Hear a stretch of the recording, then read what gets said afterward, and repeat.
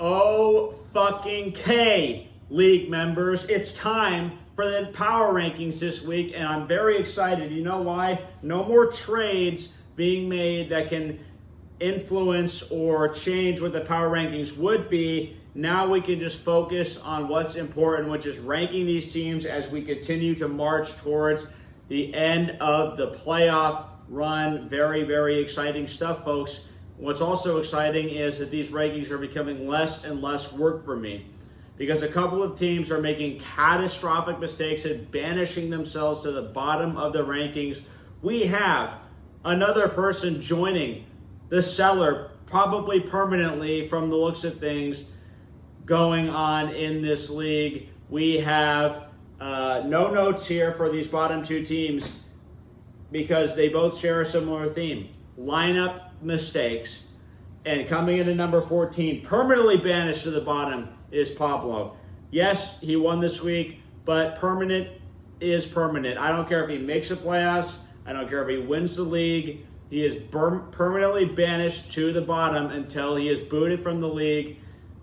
Hopefully it will be unceremonious. Doesn't need to be dramatic. Just get the guy out of here. That's what we need to do. That's all I'm going to say. Moving on. Number 13, we have we have company down in the cellar. It is AJ, Dolly, and Parade on Cleveland banished to number 13 after a truly inexcusable lineup mistake for multiple reasons. One, Keaton Mitchell was just not even close to worth rostering. He's a third-string running back on a team that basically only uses one running back.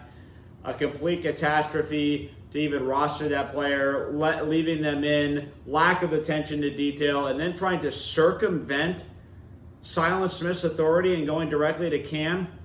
Commie Cam, no less. Crossing party lines, AJ. We cannot be doing that. We need to keep these houses divided, okay? And also trying to suppress voters from voting on your issue. Total low-class move. This really reminds me of that Notre Dame versus Ohio State game where Notre Dame only had 10 players on the field on the final snap that cost Notre Dame a chance at the victory against Ohio State.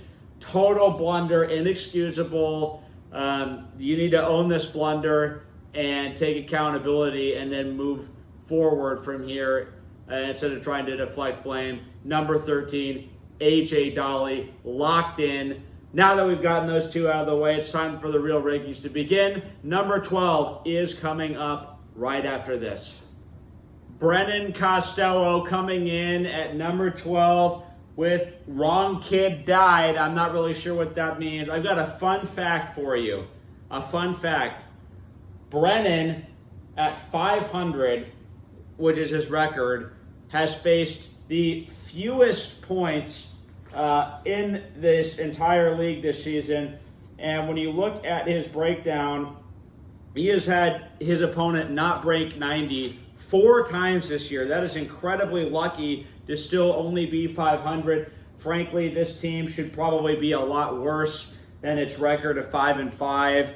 No one will ever get less credit for a win than Brennan this week against AJ. A matchup that was just embarrassing for the entire league on a number of levels. It was just awful to even witness such a disaster.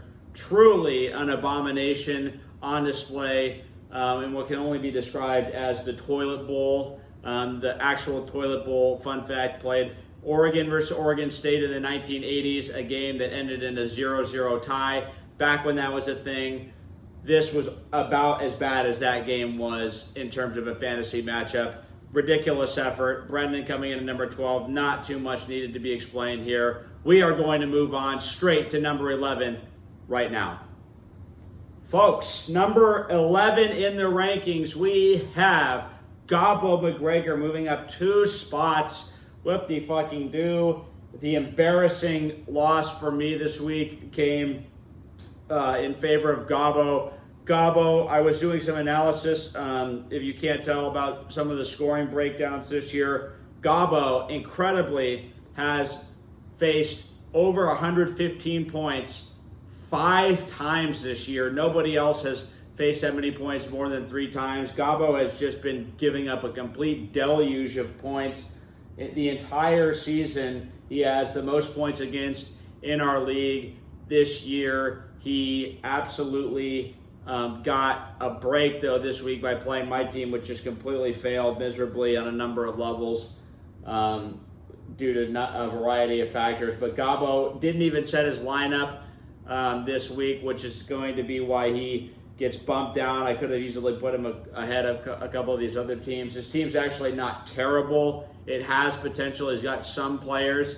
The luck has been completely against Gabo all year. This week, though, at long last, he finally gets somewhat of a lucky break on the season. So congrats, Gabo, to get this victory. It took a lot from you this week, and I really look forward to seeing if you can play spoiler any point down the stretch.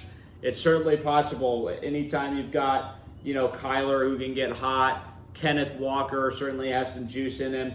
Gabo's got some players, so he's definitely not the worst. Won't be the easiest matchup for anybody going down the stretch, and he'll probably even set his lineup the rest of the year, probably. With that being said, we'll move on into the top 10 of the rankings. Coming up is number 10 right now. Gentlemen of the league, coming in at number 10, we have JoJo Cunningham back to back. Coming in here at this number 10 spot is a bit of a surprise. I thought he was going to be lower, but I had to bump Gabo down due to his lineup mistake. JoJo, of course, has just had a pretty bad year, and it continued. He had a couple of outbursts, but he had a ton of bye week issues. I actually still think JoJo could be a factor. He might be able to sneak up another win. He's playing Brennan this week, and he's getting a lot of players back off bye, getting Josh Jacobs and JSN back, and maybe even more importantly than those two, his beloved Raiders D, who he continues to roster. That is a complete disaster. Also, Darius Slayton, who is injured and on bye. Not really sure we need him. Also not really sure we need Rashid Shaheed and Stephon Diggs taking up our IR spots when we could, and you could just put Slayton in one of your IR spots easily. There's a couple roster construction mistakes going on with this team. He also started Ravens D last week against Cincy. Bad. You could have dropped Raiders D, which would have been so easy to do, and then picked up another defense. Raiders D, fun fact, is the 31st ranked defense on the season, so there's absolutely no reason to be rostering them. What a joke. Really, really bad roster management by JoJo.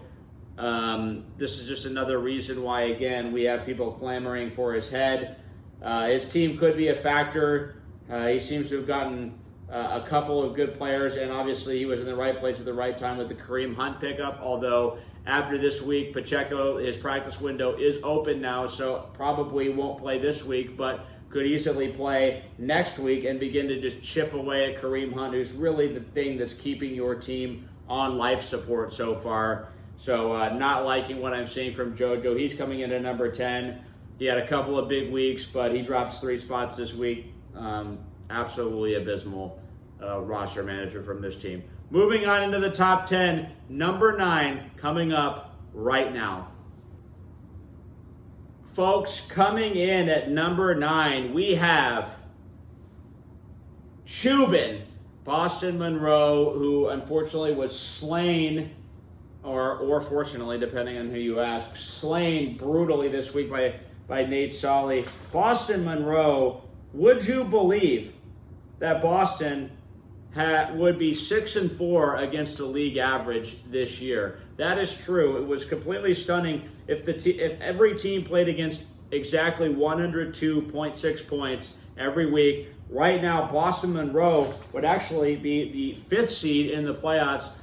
Boston's team has extremely limited upside and a low floor because of his lack of depth, and part of that's due to injuries, and he's dealing with injuries and bye weeks really, really badly this week. Shockingly, Josh Allen and Christian McCaffrey currently account for 43% of Boston's total projected points. Starting players like Roshan Johnson, Alec Pierce, and Jonnu Smith this week.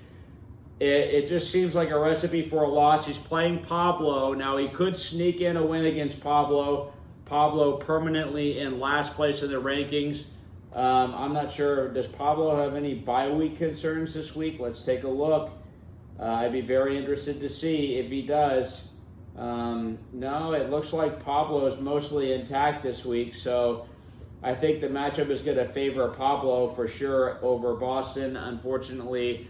But Boston, with McCaffrey back, when he has McCaffrey and Chuba, and if he ever gets Evans back, you might think that he could do well. Olave, I'm not sure if he's going to come back. He has just been brutal with the injuries this year. So Boston coming in at number 9. It's been a valiant effort. His team has extremely limited upside. He has not scored more than 110 points in any matchup this week. Just not having any big weeks is going to really hurt your chances. And he's had several close losses. Lost very close to Jake Smith and Cam earlier this year. Because of those two things, it just looks like it's another lost season for this Monroe club. Although he will be having a chance to take down his arch nemesis Nibs in the last game of the season.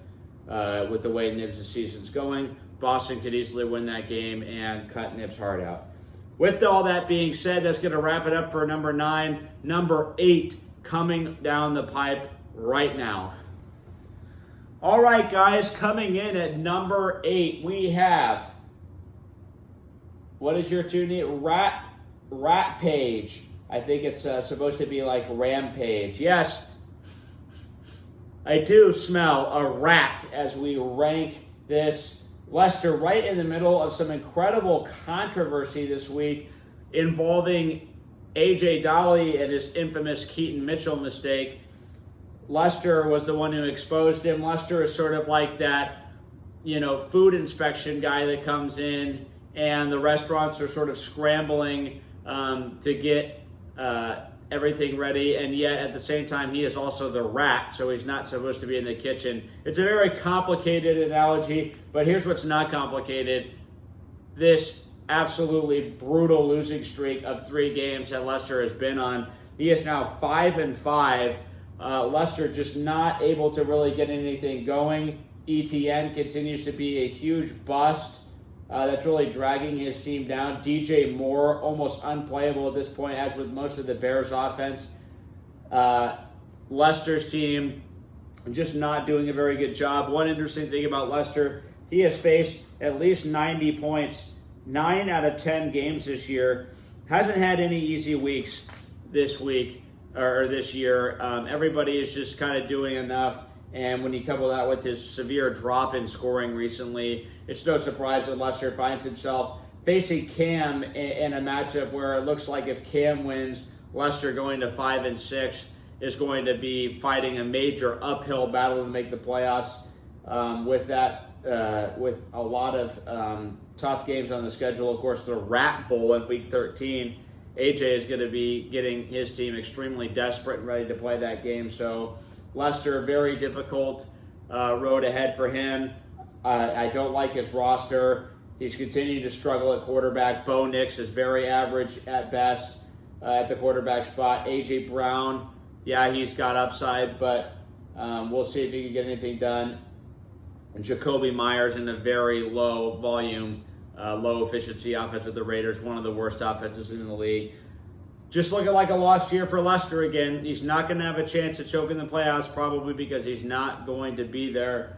The Rat, keeping us safe, looking out for us as we sleep, making sure that no mistake is ever unpunished.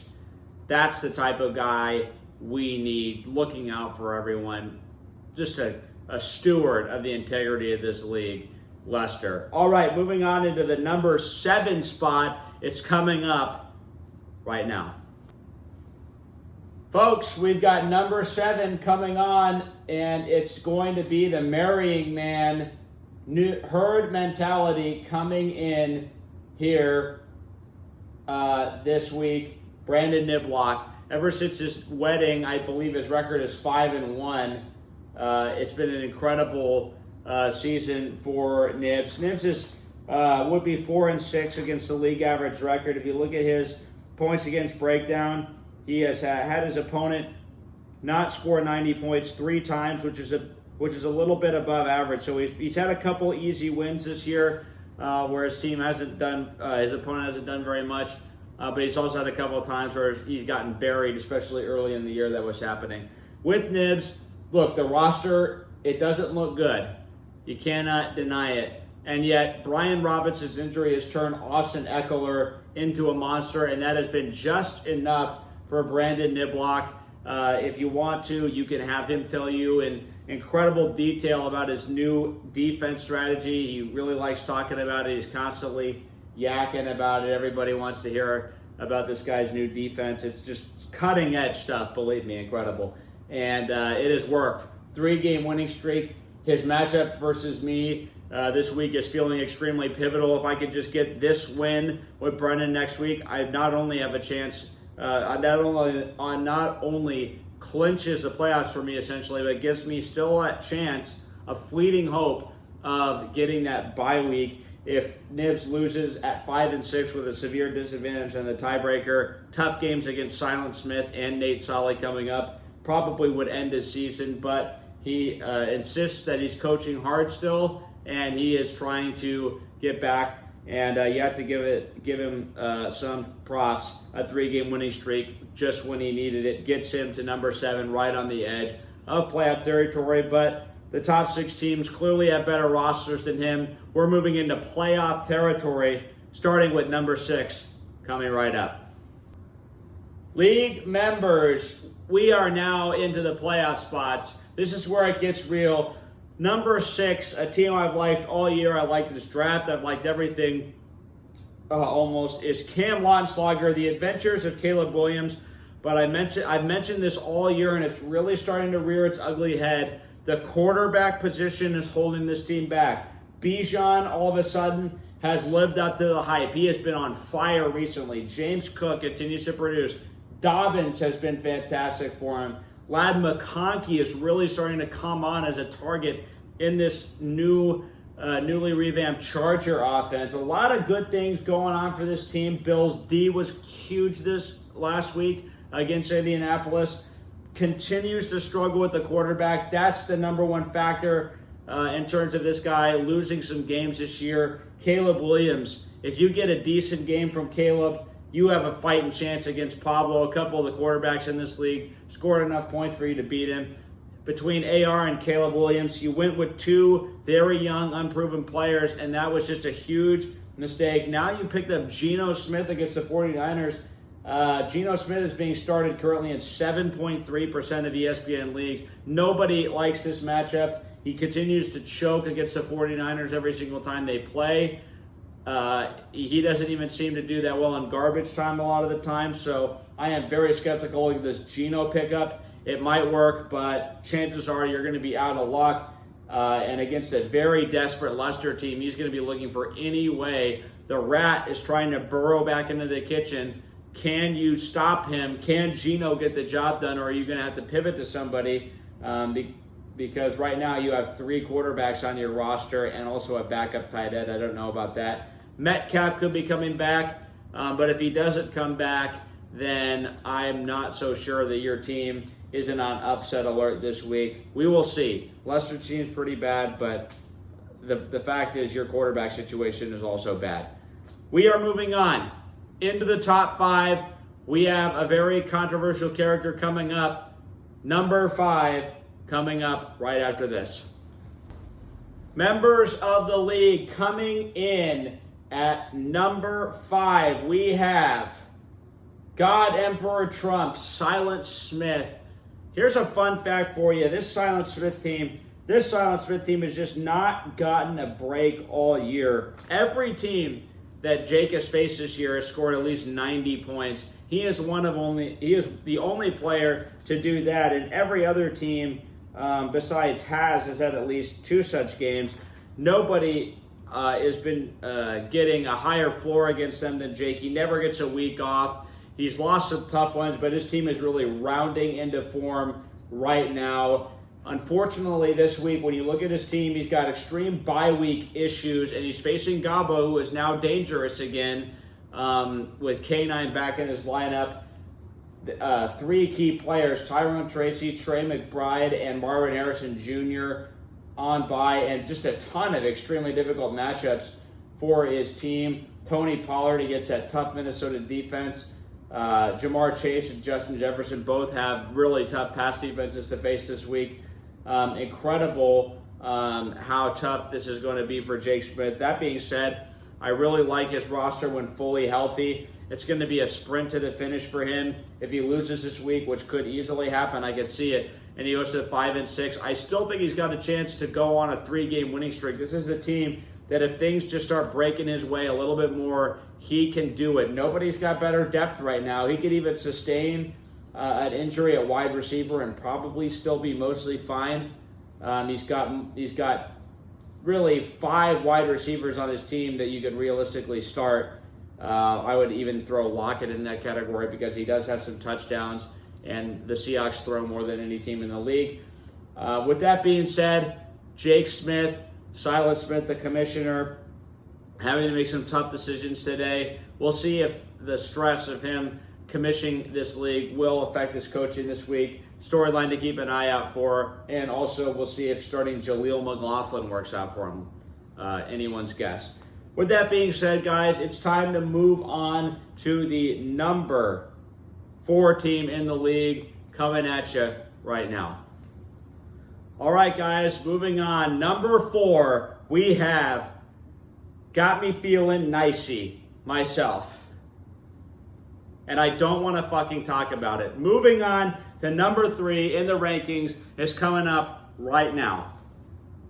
All right, guys, moving on to the number 3 team, we have Consolation Kings, Sean Bates. Sean moving up to number 3, or moving down, to number 3, although it's just an unfortunate circumstance, getting smoked by Jake. CeeDee Lamb losing that touchdown was just one of a number of things that went wrong. I still like where this team is at. He had no chance after Jamar Chase went off that way. It was just a complete and utter debacle. Now, Lamb's stock is definitely falling, there's no question, but I think that Bates has the depth to survive and advance. I think DeAndre Hopkins is very playable, and I think Pearsall and Jalen Warren, if you can just play those guys off of matchups potentially in your flex, there's a ton of upside. I mean, Kamara's a volume monster. Achane is a beast. Burrow is one of the best quarterbacks in the league. There's definitely some top heaviness to this roster right now. It's really the middle of your roster that's kind of weak, but I think you've got a good base players on your bench to flex in and out, and I think you've got a couple of real superstars. This team could still be a factor down the stretch winning games. It's a huge matchup. Titanic battle between Solly and Bates. That's clearly the game of the week. These two teams, if Bates loses again, Solly with his tiebreaker will be in a great spot in terms of getting that bye week as he attempts to quest for his repeat championship, taking that free win that Pablo gave him and running with it. Nate Solly versus Bates, game of the week. Speaking of Nate Solly, number 2 in the rankings, we have New Era 8 Nate Solly. This team right now cooking. Jonathan Taylor had a big week. He kind of looked like himself again. He's starting to cook. Lamar Jackson, MVP, number 1 quarterback in fantasy. Gabo was very foolish to trade him to you. He really, just all the trades that Gabo made were really bad, but that might have been the one that has the most impact because it made your team so strong. You do have some bye week issues this week. It might be tough against Bates, who has a full roster. You're going to be missing James Conner, who's a key factor to your team's success. You're going to have to rely on Dowdle, who is playing in possibly the worst offense in the league. And then, of course, you've got T. Higgins. The question of will T. Higgins play or will he not play is going to continually be asked until the guy retires. He's a completely injury-prone nightmare to own as of now, but if he does play, he gives you a very solid flex option. I still think this team is really solid. I think it's finally coming into its own. Puka is healthy now. That gives you a lot, and Taylor being healthy. This is definitely a team to watch out for. Number 1, Has. Do I even need to say it? Has incredibly, he has faced the most games where his opponent has scored 100 points. He has faced between 100 and 115 points 7 out of 10 games this year. It seems like every week teams are doing fairly well against Has, but he's just making it look easy, blowing past them. Nobody's really gone off against him this year except for Solly early on in the season.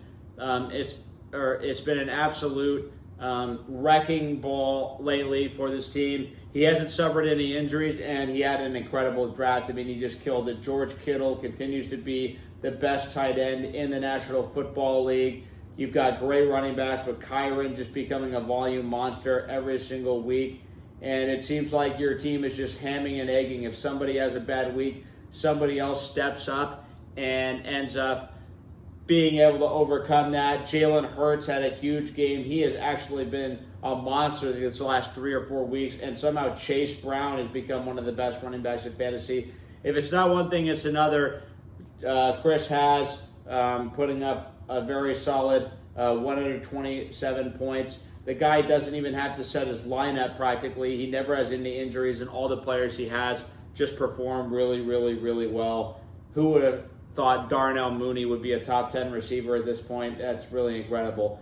Just unbelievable job by Has. Deserves all the credit in the world. Number 1 in the league, and that is not likely to change anytime soon. I feel like even if he loses a game, he would still probably be number 1. With that being said, guys, that's going to wrap up these rankings. I hope you enjoyed it. We are so close now. We are absolutely right there. 4 games left to decide who wins. I'll give a quick update for those who don't check the standings very often. But according to the fabled ESPN analytics, the number 1 playoff probability team has 99%. Myself, I'm at 83 right now. Bates at 81%. Silas Smith at 57. Solly at 62%. Cam at 56. And then we've got Lester at 37 and Nibs at 32%. That is basically all the relevant parties involved. Everyone else is basically almost completely eliminated. Hope you guys enjoyed the video. I will be posting this. Glad that you were able to stop by, and I will see you next week.